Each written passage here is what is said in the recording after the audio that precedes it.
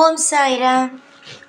என் அன்பு செல்லமே, என்னுடைய அழகான தங்கமே, உனக்கு ஒரு முக்கியமான விஷயத்தை பற்றி பேசத்தான் வந்தேன். ஒரு முக்கியமான விஷயமானது உன்னிடம் நான் பகிர வேண்டும். உனக்கு நான் இந்த சமயத்தில் பகிராமல் விட்டேன் என்றால் உன்னுடைய வாழ்க்கையின் நிலைமை அவ்வளவுதான் என்று நீ முடிவு செய்து விடுவாய். உன்னுடைய வாழ்க்கையில் இன்னும் நீ பார்க்க வேண்டியது நிறைய உள்ளது. ஆனால் நீ நினைத்து கொள்கிறாய் இவ்வளவுதான் நம் வாழ்க்கை என்று. ஆனால் இதுதான் உன்னுடைய வாழ்க்கை என்று நினைத்தால் அது உன்னுடைய தப்பான ஒரு விஷயம். ஒவ்வொரு நபர்களுக்கும் ஒவ்வொரு விஷயம் இருக்கிறது. அது என்னவென்றால், ஒரு கஷ்டமான ஒரு விஷயம் நடக்கிறது என்றால் அதற்கு பிறகு ஒரு இனிமையான விஷயம் நடக்கும். தோல்வியையே பார்ப்போம் என்று நினைத்து கொண்டு இருந்தால் நிச்சயமாக நீங்கள் என்ன நினைப்பீர்கள்? தோல்வியை தான் பார்ப்பீர்கள். நல்ல விஷயம் உன்னுடைய வாழ்க்கையில் இதுவரைக்கும் நடக்கவே இல்லையா? நீயே சொல் பார்க்கலாம். உன்னுடைய வாழ்க்கையில் இதுவரைக்கும் இந்த சாயாகிய நான் நல்ல விஷயத்தையே காட்டவில்லையா? உனக்கு எவ்வளவோ விஷயங்களை காட்டியிருக்கிறேன். உன்னுடைய வாழ்க்கையில் நிறைய நல்ல விஷயங்களை காட்டியிருக்கிறேன். உனக்கு எதுவுமே இன்னும் புரியவில்லை. வாழ்க்கை என்றால் என்னவென்பதாவது புரிகிறதா?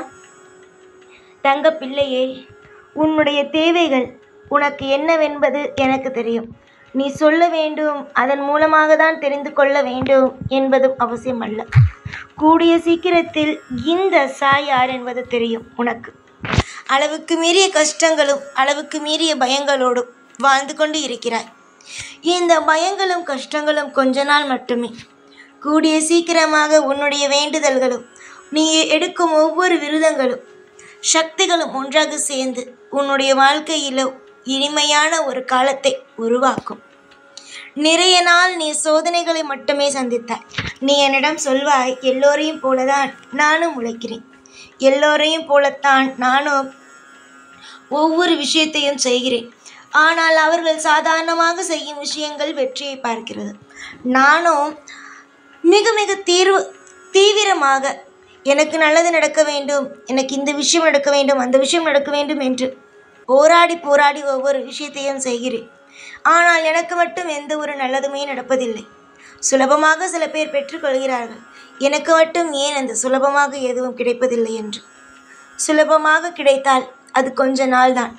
சுலபம் இல்லாமல் கஷ்டப்பட்டு ஒருவனுக்கு ஒன்று கிடைக்கிறது என்றால் அது அவன் வாழ்க்கை முழுவதும் இருக்கும். அதுபோலத்தான் உனக்கு. இப்பொழுது கஷ்டப்படுகிறாய், உனக்கான தேவையான வெற்றிகள் கிடைக்கவில்லை என்று நினைத்து வருத்தப்படாதே. நீ கஷ்டப்படப்பட உன்னுடைய வாழ்க்கையில் அற்புதங்களும் அதிசயங்களும் கூடுமே தவிர ஒரு பொழுதும் உன்னுடைய வாழ்க்கையில் தோல்விகள் என்பது இருக்காது. தேவையான நிறைய நல்ல விஷயங்களை காணப்போகும் நாட்கள் பக்கத்தில் வந்துவிட்டது. ரொம்ப தூரத்தில் எல்லாம் அல்ல, பக்கத்தில் தான் இருக்கிறது. அற்புதமான விஷயங்களை நீ காணத்தான் போகிறாய். அதில் எந்த ஒரு சிறிய சந்தேகமும் கிடையாது. நீ தேவைப்படும் ஒவ்வொரு விஷயத்தையும் தாராளமாக என்னிடம் நீ கேட்கலாம். எந்த ஒரு நிலையிலும் சாயிடம் கேட்டால் கொடுக்க மாட்டாரோ, சாயிடம் கேட்டால் நம்ம ஏதாவது சொல்வாரோ என்று நினைக்கவே வேண்டாம். இந்த சாயிடம் கேட்பது எல்லாமே உங்களுக்கு கிடைக்கும். ஆனால் என்ன, காலதாமதமாகும். காலதாமதமானாலும் சரி, சரியான நேரத்தில் நீங்கள் கேட்கும் ஒவ்வொன்றும் உங்கள் கையில் வந்து சேரும். நீங்கள் புண்ணியம் செய்த நீங்கள்தான். ஏன் அப்படி சொல்கிறேன் என்றால், புண்ணியம் செய்தவர்களால் மட்டும்தான் இந்த வாக்கினையும் கேட்க முடியும், இந்த சாயிடமும் நெருங்கி வர முடியும். அவ்வளவு சுலபமாக நான் யாரையும் ஏற்றுக்கொள்வதல்ல. முதலாக நான் ஒரு பிள்ளையை பார்த்து பேசுகிறேன் என்றால் முதலில் அவன் எனக்கு எவ்வளவு பூஜைகள் செய்கிறான், எவ்வளவு என்னிடம் அழகாக வழிபாடு செய்கிறான் என்பதையெல்லாம் நான் பார்ப்பதல்ல. அவன் நல்ல பிள்ளையா, அவன் மனதில் யாருடைய மனதையும் காயப்படுத்தாமல் இருக்கிறானா என்பதை மட்டுமே பார்க்கிறேன். புரிகிறதா? நான் அப்படித்தான். எனக்கு பூஜைகள் செய்கிறார்கள், எனக்காக விரதங்கள் எடுக்கிறார்கள் என்பதற்காக யாரிடமும் போய் நான் பேசுவதும் கிடையாது, அவர்கள் வீட்டில் தங்குவதும் கிடையாது. மனதால் ஒரு பிள்ளை சந்தோஷமோடு மற்றவர்களை மதிக்கிறதா, மற்றவர்களுக்கு நல்ல விஷயங்களை செய்கிறதா, மற்றவர்கள் கெட்டுப்போகக்கூடாது என்று நினைக்கிறதா, இதை மட்டுமே தான் இந்த சாய் பார்க்கிறேன். அந்த அனைத்து குணங்களும் உன்னிடம் இருப்பதினால்தான் உன்னிடம் ஓடி வந்திருக்கிறேன். புரிந்ததா? நான் உன்னுடைய அப்பா, நீ என்ன யோசிக்கிறாய், என்ன ஆசைப்படுகிறாய் என்று தெரியும் எனக்கு. அதனால் உன்னை பற்றி எனக்கு எதுவுமே தெரியாது என்று நீ நினைக்காதே. உன்னை பற்றி எல்லாமே தெரிந்துதான் உன்னிடம் வந்திருக்கிறேன். காலப்போக்கில் உன்னுடைய வாழ்க்கையில் இருக்கும் தீர்க்க முடியாத பிரச்சனைகள் தீரும்.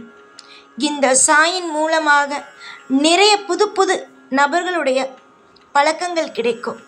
அந்த பழக்கங்களும் உனக்கு ஆபத்தாக இருக்காமல் நல்லதொரு நண்பர்களாகவும், உனக்கு எப்படி என்றால் அவர்களால் ஏதோ ஒரு நல்லது நடப்பதற்காகவும் அவர்களுடைய ஒரு பேச்சுகள் உனக்கு கிடைக்கும். இன்னும் கூடிய சீக்கிரமாக நிறைய அனுபவங்கள், அதாவது அனுபவங்கள் என்றால் நிறைய பேரோடு நீ பேசுவாய், நிறைய பேர் உனக்காக உதவிகளை செய்வார்கள், உனக்கான நல்ல காலம் நடக்கும். இப்படியெல்லாம் இருக்கும். புரிகிறதா? எந்த ஒரு நிலையிலும் எந்த ஒரு விஷயத்தையும் நினைத்து கொண்டு கவலைப்பட்டு கொண்டு கண்ணீரை சிந்திக்கொண்டு இருக்க வேண்டாம். காலம் முழுக்க உனக்கு துணையாக, உனக்கு அனைத்து விதத்திலும் ஆசீர்வாதங்களை அள்ளி கொடுக்க இங்கு சாய் இருக்கிறேன். வாக்குகளை கேட்டால் மட்டும் பத்தாது. இந்த சாய் உனக்கு எப்பேற்பட்ட விஷயங்களை எல்லாம் செய்ய போகிறேன் என்று சொல்கிறேனோ அதை நீ கேட்க வேண்டும், அதை ஞாபகத்தில் வைத்து கொள்ள வேண்டும். சாய்தான் சொல்கிறாரே, இது வெறும் ஆறுதலுக்காகத்தான் என்று நினைத்து கொண்டு எப்போ பார்த்தாலும் ஏதாவது ஒரு விஷயத்தை நினைத்து கொண்டு கவலைப்படாதே. இன்று ஒரு விஷயம் உன்னுடைய காதுக்கு வருகிறது என்றால் அதை நன்றாக ஞாபகம் வைத்து கொள்ள வேண்டும். புரிகிறதா? சாய் நிச்சயமாகவே செய்வார், நமக்காக நல்லது மட்டுமே செய்வார் என்ற ஞாபகத்தோடு இருக்க வேண்டும். அளவுக்கு மீறி எதையும் போட்டு மனதில் குழப்பிக்கொள்ளாதே. எதுவாக இருந்தாலும் சரிதான், ஒரு அளவுக்குத்தான் எல்லாமே மனமானது தாங்குமே தவிர அதற்கு பிறகு மனதில் கவலைகள் உண்டாகும். உன்னுடைய வாழ்க்கையில் கவலைகள் என்றும் வேண்டாம், சந்தோஷங்கள் இருக்கட்டும். ஒவ்வொரு காலங்களும் உன்னுடைய வாழ்க்கையில் இன்பங்களும் கொட்டட்டும். தேடும் ஒவ்வொரு விஷயத்திலேயும் உனக்கு இந்த சாயிடமிருந்து உடனுக்குடனேயே அனுகிரகங்களும் ஆசீர்வாதங்களும் கிடைக்கட்டும் என்று இந்த நேரத்தில் நான் ஆசீர்வாதம் செய்கிறேன். உனக்கு எந்த தெய்வத்தை பிடிக்குமோ அந்த தெய்வத்தை நோக்கி நீ நிச்சயமாக தியானம் செய். உனக்கு கூடிய சீக்கிரமாக தெய்வம் நேரே வந்து பேசும். என்னை உனக்கு ரொம்ப பிடிக்கும் என்றால் என்னை நோக்கி கூட நீ தியானம் செய்யலாம். உன் கண்முன் வந்து நிற்பேன். எப்படி தெரியுமா? சொல்கிறேன், கேள். உன்னுடைய பிரம்ம முகூர்த்த நேரம், காலையில் நீ எழுந்திருக்கும் பொழுது பிரம்ம முகூர்த்த நேரத்தில் எழுந்திரு. எனக்காக நீ என்ன செய்ய வேண்டும்? குளிக்க வேண்டும், நீ விளக்கேற்ற வேண்டும் என்று அவசியமல்ல. முகத்தை கழுவிவிட்டு சுத்தம் செய்துவிட்டு என்னை மனதார சாயி என்று கூப்பிட்டு விட்டு வந்து அமரு.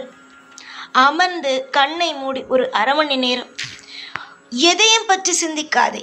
இந்த சாய் மட்டுமே உன்னுடைய ஞாபகத்தில் இருக்க வேண்டும். சாய் என்றால் சாய், மற்ற தெய்வங்களை பிடிக்கும் என்றால் மற்ற தெய்வங்கள். புரிகிறதா நான் என்ன சொல்கிறேன் என்று?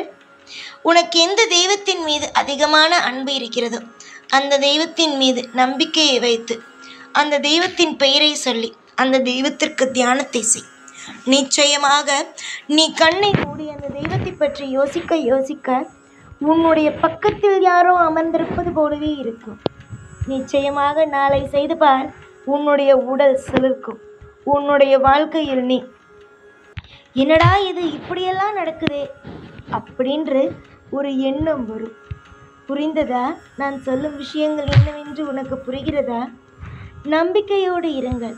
நீங்கள் குழம்பி தவிக்கும் ஒவ்வொரு விஷயத்திலேயும் நிறைய மாற்றங்கள் வரும், நிறைய நல்ல நல்ல திருப்பங்கள் வரும். இதுவரைக்கும் நீ இழந்தது அனைத்தும் கூடிய சீக்கிரமாக உனக்கு நான் திரும்ப வந்து உன்னுடைய வாழ்க்கையை உன்னிடமே வந்து சேர்ப்பேன். நிறைய நாள் அளவைத்து விட்டேன், இனிமேல் சிரிக்க வைக்கப் போகிறேன். அதை நீ தாராளமாக பெற்றுக்கொள். சிரிப்பது என்பது சாதாரணமான விஷயம் அல்ல. சிரிப்பது என்பது கடினமானது. ஏனென்றால் அவ்வளவு சீக்கிரமாக தான் இங்கு யாருக்கும் நல்லது நடப்பதில்லையே. அதனால் நான் சொல்கிறேன், நீ ஒன்றும் தப்பாக எடுத்துக்கொள்ளாதே. நல்லது நடக்கும். கூடிய விரைவில் உன்னுடைய முகத்தில் என்னுடைய முகத்தை இப்பொழுது நீ பார்க்கிறாய் அல்லவா? இந்த முகத்தில் எவ்வளவு சிரிப்பு இருக்கிறதோ அதே சிரிப்பு உன்னுடைய வாழ்க்கையிலும் வரும். எதிர்பார்த்த தருணங்களும் எதிர்பார்த்த நல்ல நல்ல விஷயங்களும் நடக்கும். சந்தோஷமாக இரு.